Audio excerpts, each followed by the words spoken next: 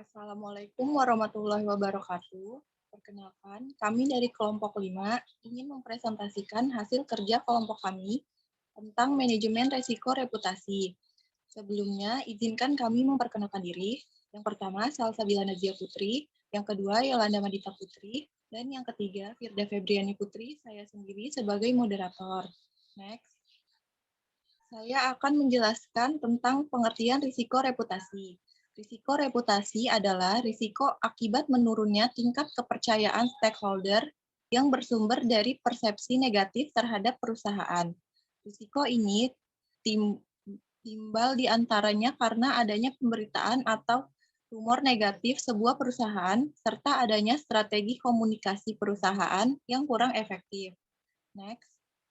Sumber reputasi yaitu ada tanggung jawab, visi dan kepemimpinan, kinerja finansial, daya tarik emosional, dan daya tarik emosional.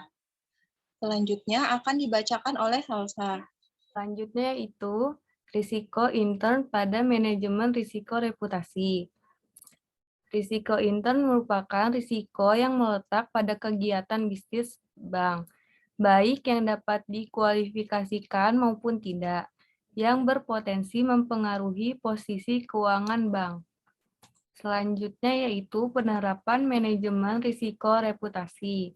Yang pertama, pengawasan aktif Dewan, Komisaris, dan Direksi. Yang kedua, kebijakan, prosedur, dan penetapan limit.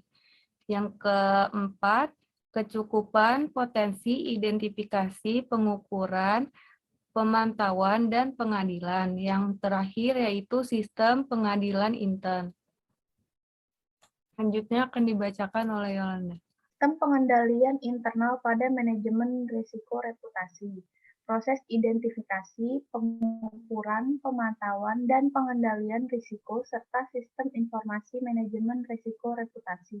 Meliputi, yang pertama ada identifikasi dan pengukuran risiko reputasi, yang kedua pemantauan risiko reputasi, yang ketiga pengendalian risiko reputasi, dan yang terakhir sistem informasi manajemen risiko reputasi. Next. Tujuan manajemen risiko reputasi.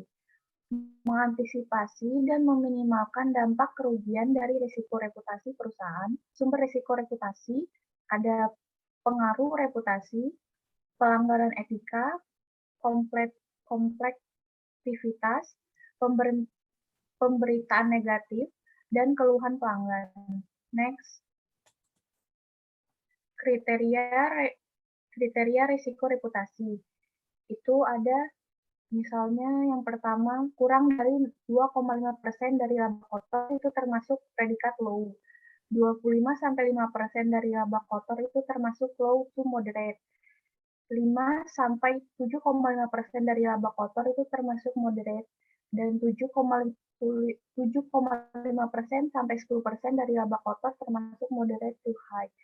Dan yang terakhir 10% dari laba kotor itu termasuk high. Selanjutnya akan dibacakan kembali kepada moderator. Kesimpulan dari manajemen risiko reputasi yaitu adalah sebuah ancaman yang bisa merusak nama baik sebuah bisnis atau perusahaan. Terdapat 3 jalur ancaman ini bisa menyerang perusahaan, yaitu secara langsung, tidak langsung, dan tangensial. Untuk kategori secara langsung, tindakan merugikan dilakukan oleh perusahaan itu sendiri. Misalnya, perusahaan tersebut melakukan penipuan kepada pelanggannya.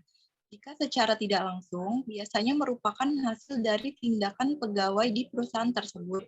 Salah satu contohnya adalah seorang petinggi di perusahaan mengupload post di Twitter yang berisikan ujaran kebencian terhadap suatu golongan masyarakat. Baik, sekian presentasi dari kelompok 5. Kurang lebihnya kami mohon maaf. Kami akhiri. Wassalamualaikum warahmatullahi wabarakatuh.